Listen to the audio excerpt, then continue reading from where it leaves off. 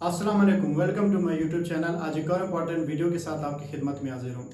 आजकल हर कोई मुझसे सवाल कर रहा है, सर स्पेन के वीज़ा जो रिजेक्शन रेशो है वो बहुत ज़्यादा है, और कई ऐसे लोग भी हैं वो मुझे कॉल करते हैं या टेक्स्ट करते हैं कि सर स्पेन की जो रेशो है वो ठीक है।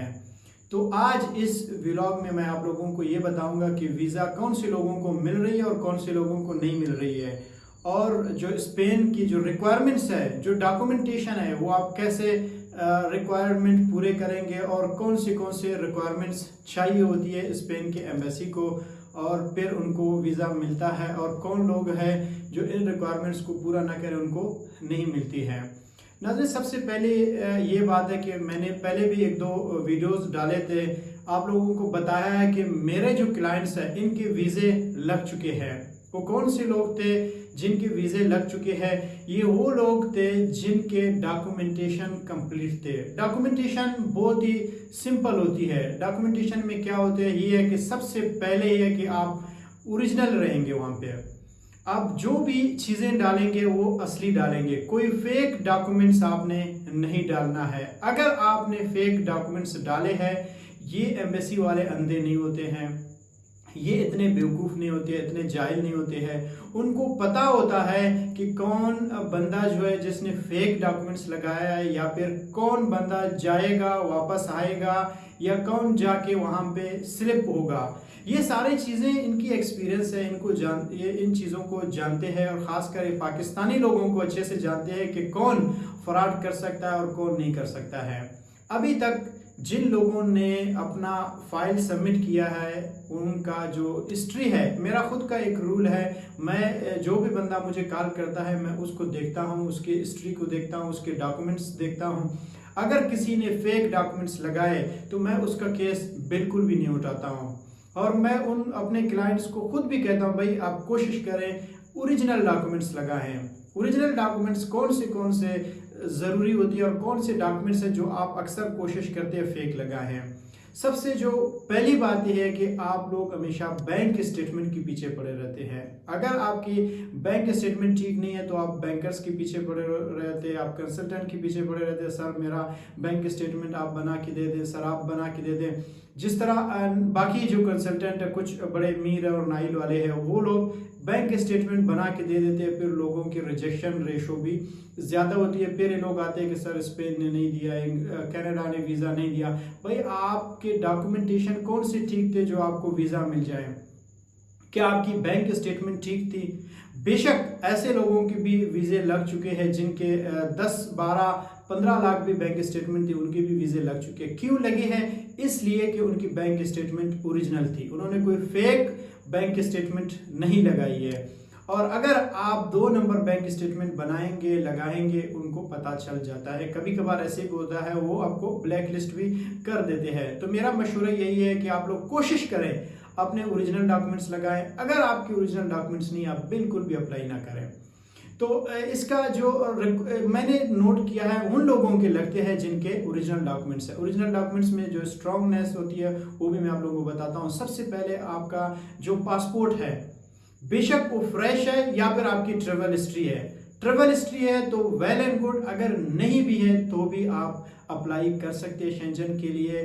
उसकी शर्त ये है कि आपके डॉक्यूमेंट्स स्ट्रॉन्ग होने चाहिए। डॉक्यूमेंट्स स्ट्रॉन्ग कैसे होते हैं? आपकी बैंक स्टेटमेंट कम से कम 20 लाख होना चाहिए, 20 लाख से ऊपर होना चाहिए। आप कहीं से भी ले लें, उधार ले लें, दोस्तों से ले लें, लेकिन अपना बैंक स्टेटमेंट बना है, उसके बाद आप अप्लाई करें। और इसके साथ साथ आपके एफआरसी लगना चाहिए, ठीक है। अगर आप शादीशुदा है तो आपका एफआरसी बाय मैरिज होना चाहिए। अगर आप शादीशुदा नहीं है, आपके एफआरसी बाय बर्थ होना चाहिए। अगर वाइफ साथ है तो आप एमआरसी भी लगाएं, अगर नहीं है तो आप एफआरसी लगाएं। और इसके साथ साथ आपके रिटर्न्स, 2 इयर्स के रिटर्न्स कम से कम होने चाहिए। बगैर रिटर्न्स के आपके केस बहुत वीक रहेगा। आपका एनटीएन लाजमी है। जब तक आप एनटीएन नहीं लगाएंगे, मैं कहता हूं आप अपना केस बिल्कुल भी फाइल ना करें। और अगर आप बिजनेसमैन हैं तो आप अपना जो बिजनेस हेड है या पेड जो होता है वो आप हर हाल में लगाएं। अगर आप चैम्बर ऑफ कॉमर्स के मेंबर है वो भी आप लगाएं, स्ट्रॉन्ग होगा उससे केस। अगर आप नहीं लगाते, आपके पास नहीं है, तो भी मैटर नहीं करती है। जिस तरह मैं कह रहा हूँ कि आपका चैम्बर ऑफ कॉमर्स मैटर नहीं करती है, इसी तरह आपका जो ट्रेवल हिस्ट्री है वो भी मैटर नहीं करती है। कहीं ऐसे जो कंसल्टेंट हो कहता है भाई ट्रेवल हिस्ट्री है तो ठीक है, नहीं है तो ठीक नहीं है। भाई आपको वीज़ा मिलेगा तो आपका ट्रेवल हिस्ट्री बनेगा। ज़रूरी नहीं है कि आप दुबई घूमें, कनाडा या इस तरह शहरों में घूमें तब जाके आपको यूएसए और शेंजन का वीज़ा मिलेगा। शेंजन घूमेंगे कनाडा का मिलेगा, कनाडा घूमेंगे तो यूएसए का मिलेगा। आप फर्स्ट टाइम अप्लाई करेंगे, आपको वीज़ा मिलेगा तो आपका ट्रेवल हिस्ट्री बनेगा। बाकी ये बिल्कुल भी दुरुस्त नहीं है कि लोगों के फ्रेश पासपोर्ट उनका वीज़ा नहीं लगता है। कई लोगों के केसेस लग चुके हैं, मेरे सामने लगे हैं, यूएसए का भी लगा हुआ है, कनाडा का भी और शेंजन कंट्रीज़ का भी। बस इन लोगों ने अपने डॉक्यूमेंटेशन स्ट्रॉन्ग की है। और स्ट्रॉन्ग कैसे होते हैं, कुछ चीज़ें मैंने आपको बताया। मजीद आपके नाम पे जो भी प्रॉपर्टी है, प्रॉपर्टी की डॉक्यूमेंट्स आप लगाएंगे, वो प्रॉपर्टी जो आपके अपने नाम पे है या वो प्रॉपर्टी जो आपके वालिद साहब के नाम पे है जहाँ पे आपका अपना भी हिस्सा है, आप उनको ये बता सकते हैं भाई ये जो डॉक्यूमेंट्स है इस पे मेरा भी हिस्सा है। और इसके अलावा कोई गाड़ी आपके नाम पे है वो भी आप लगा लें, आपका बिजनेस कार्ड है वो भी आप लगा लें। अगर आप जॉब करते हैं तो उसमें आपका एनओसी का होना बहुत ज़रूरी है। अगर आप जॉब करते हैं एनओसी नहीं लगाएंगे तो उसमें भी आपके रिजेक्शन बहुत ज़्यादा होंगे। और इसके साथ साथ आपका कवर लेटर वो ज़्यादा मैटर करती है। कवर लेटर में आप ये बताएंगे कि भाई मैं अगर जा रहा हूँ, मैं किधर जा रहा हूँ, किसके पास मैं जा रहा हूँ और मैं क्यों जा रहा हूँ, कितने दिन की मेरे स्टे है, कौन सी होटल में मेरे स्टे है, उस होटल की आपकी बुकिंग भी होनी चाहिए।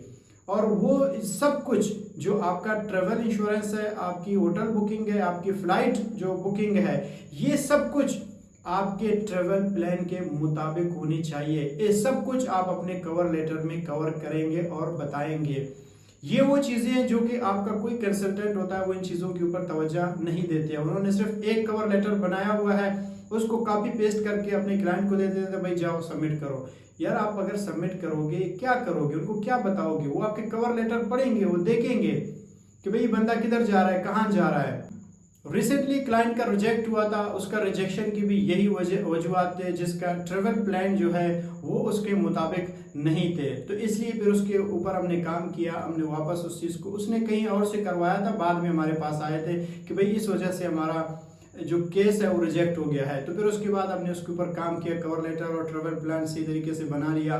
उसके बाद उसने अप्लाई किया, उसका बहुत जल्दी वीज़ा लग भी गया था। हालांकि सेम कंट्री के लिए हमने अप्लाई किया था, स्पेन के लिए हमने अप्लाई किया था और पहले भी उसने स्पेन के लिए अप्लाई किया था। तो नाज़रीन ये छोटे छोटे चीज़ें हैं, ये आप लोगों को देखने होते हैं। अगर आप इन चीज़ों को नहीं देखेंगे तो 100% आप लोगों की रिजेक्शन है। अगर आप ओरिजिनल डॉक्यूमेंट्स लगाएंगे, अपने केस को स्ट्रॉन्ग करेंगे या किसी अच्छे कंसल्टेंट के पास जाएंगे, ऐसे कंसल्टेंट के पास जाएंगे जो आपके केस को होन करेगा, जो इतना काम करेगा कि भाई ये केस है, ये मेरा अपना है। ये नहीं कहेगा कि मेरा क्लाइंट है, दूसरा बंदा है, अगर लगेगा तो लग गया, नहीं लग गया तो भी बाढ़ में जाए। ऐसा कोई सीन नहीं होना चाहिए। एक रिसेंटली मेरा व्यूवर्स है, वो मुझे देखता भी है, उसने मुझे कॉल किया कि सर मैं किसी ऐसे जगह पे गया हूँ, वहाँ पे मैं मुतमईन नहीं था, लेकिन मैं मजबूरी में गया। मजबूरी क्या था कि उसके पुराने ताल्लुकात और रिलेशंस उसके साथ रहे। मैं आपको अभी भी कहता हूँ कि आप मीर कंसल्टेंसी इस्लामाबाद में होते हैं, लाहौर में, कराची में, इतने बदतमीज़ लोग होते हैं, आप उनके पास भी जाए, आपके साथ तमीज़ से बात नहीं करते हैं, आपके केस को वो नहीं करते हैं। वो आपको ऐसे ऐसे जो डॉक्यूमेंट्स लगाते हैं, फेक डॉक्यूमेंट्स लगाते हैं, अपने कंसल्टेंसी के डॉक्यूमेंट्स लगाते हैं, फिर बाद में जाके रिजेक्शन की रेशो भी बहुत ज़्यादा आती है।